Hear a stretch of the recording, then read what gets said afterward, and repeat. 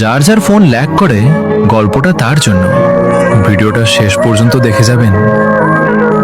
আমার একটা বন্ধু ছিল, গেম প্লে অনেক ভালো ছিল, কিন্তু কখনো কখনো একটা বট প্লেয়ারের থেকেও খারাপ খেলতো। একদিন মাইক অন করে তাকে জিজ্ঞেস করলাম, ভাই কখনো কখনো তুই একদম হ্যাকারের মতো গেম প্লে করিস, আবার কখনো নো প্লেয়ারের মতো খেলিস কেন? আসল ব্যাপারটা কি?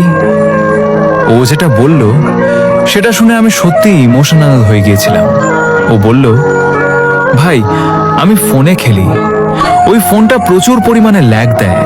কখনো গেম একদম ভালোভাবে চলে, আবার হঠাৎ করেই ল্যাগ শুরু হয়ে যায়। এই জন্য আমি চাইলেও সব সময় ভালো খেলতে পারি না। ওর কথা শুনে আমি একটা জিনিস বুঝতে পারলাম, ফ্রি ফায়ারে এমন অনেক প্লেয়ার আছে যাদের সবচেয়ে বড় শত্রু তাদের স্কিল না, তাদের লো ডিভাইস।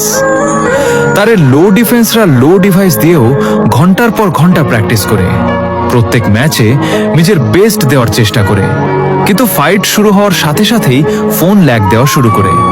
তারপর সবাই একটাই কথা বলে, ভাই কত বড় নোব তুই। কিন্তু একবারও কি ভেবে দেখেছো, যদি ওর ওই ল্যাগওয়ালা ফোনটা তোমার হাতে দিয়ে দেওয়া হয়, তাহলে তুমি কি ওর থেকে ভালো খেলতে পারবে? আমার মনে হয় কখনোই না। কারণ স্কিল কখনো হারে না, কখনো কখনো একটা লো ডিভাইসই সেই স্কিলটা দেখাতে দেয় না। আজকে তোমার সেই বন্ধুকে মেনশন করো যার ডিভাইস তেমন একটা ভালো না, কিন্তু তার গেম প্লে এখনো হ্যাকারের মতো।